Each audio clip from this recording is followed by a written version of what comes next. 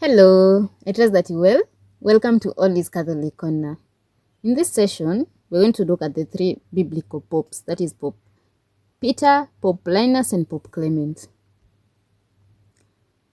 We often think of the New Testament as a book of stories that ended when the Bible was sealed.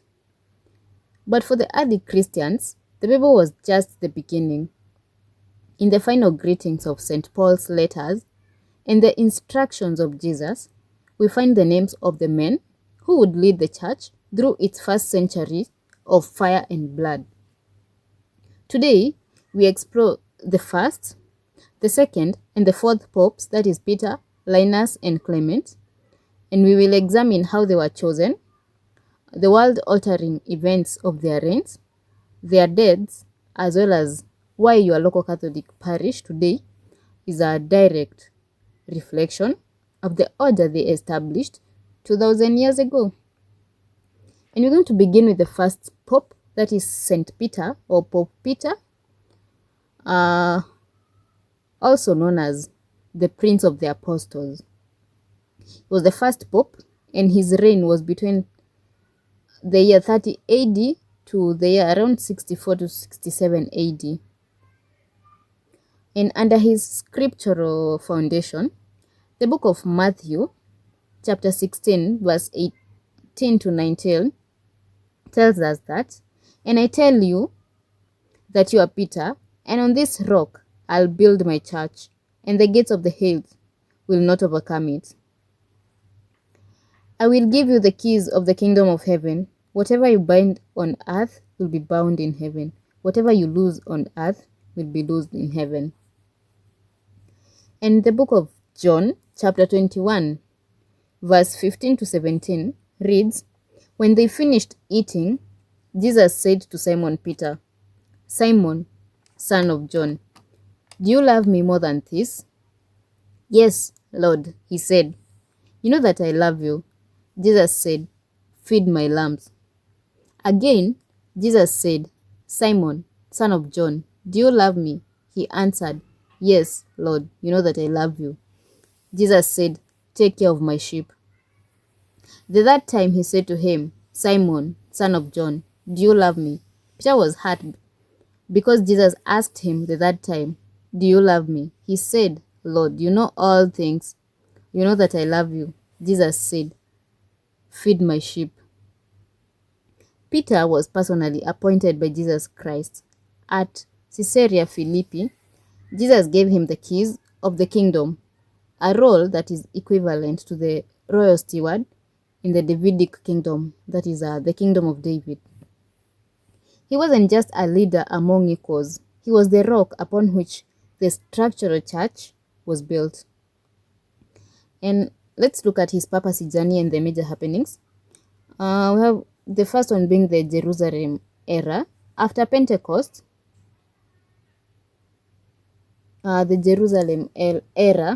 after Pentecost, Peter led the first community. He presided over the Council of Jerusalem, and you'll find that in Acts chapter 15, making the definitive ruling that opened the church to the Gentile world. Then you have the journey to Rome. He traveled through Antioch, becoming its first bishop, before establishing the See of Rome as the center of Christian unity. He mentored Mark, the evangelist, whose gospel is based on Peter's eyewitness testimony. Then you have the Great Fire of Rome, which was around 64 AD. Nero blamed Christians for the burning of the city, and this launched the first state-sponsored persecution, which led to Peter's death. Peter was crucified upside down in the circus of Nero. And this is because he requested to be crucified upside down because he felt unworthy to die like Christ.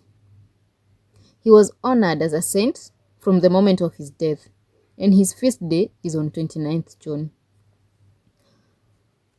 And what is his connection with the modern world or the current days? Every pope today claims authority through the Petrine mandate.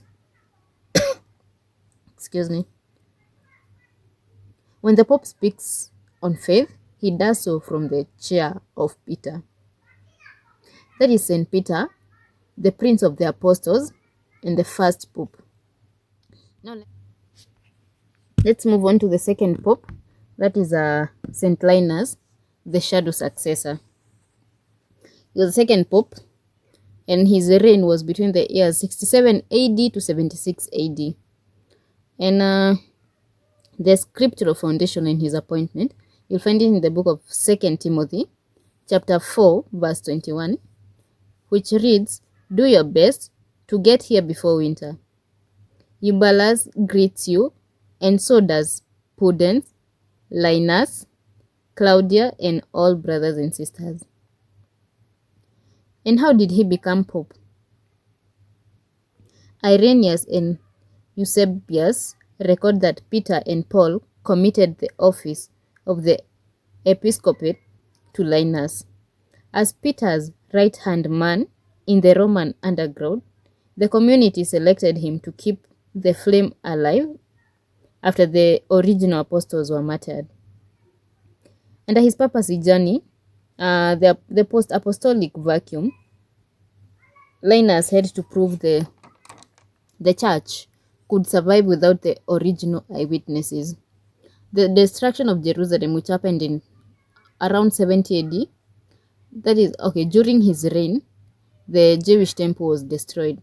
Linus led the church through the realization that Rome was now the spiritual New Jerusalem.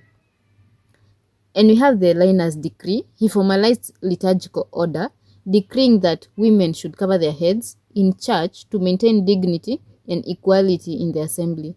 He ordained the first 15 bishops to ensure the hierarchy continued.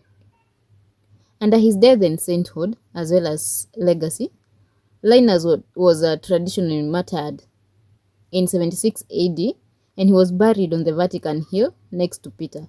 He is recognized as a martyr and saint.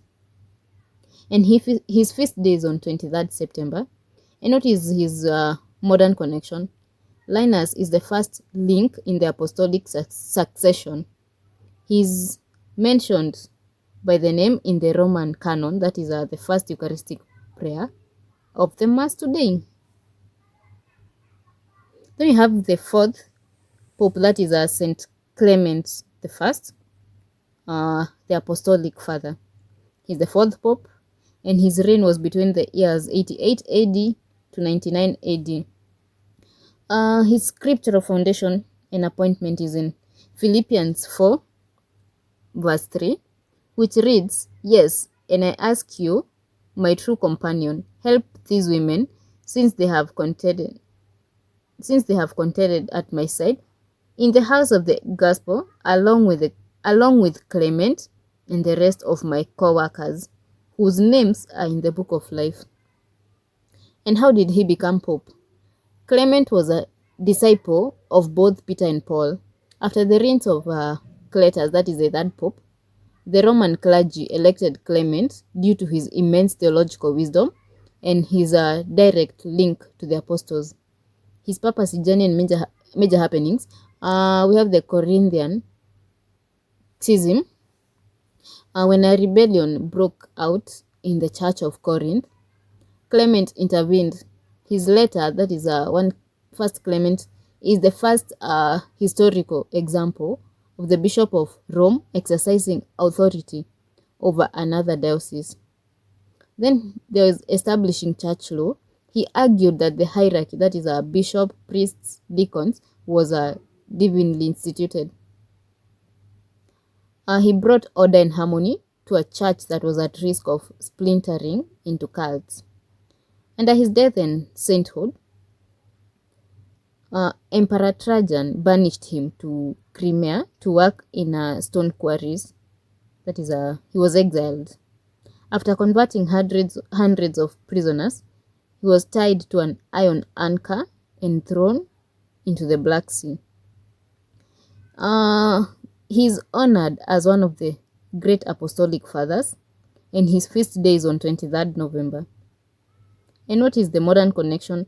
He's known as the father of the church law, His insistence on an unbroken chain of bishops is the exact foundation of the modern Catholic hierarchy.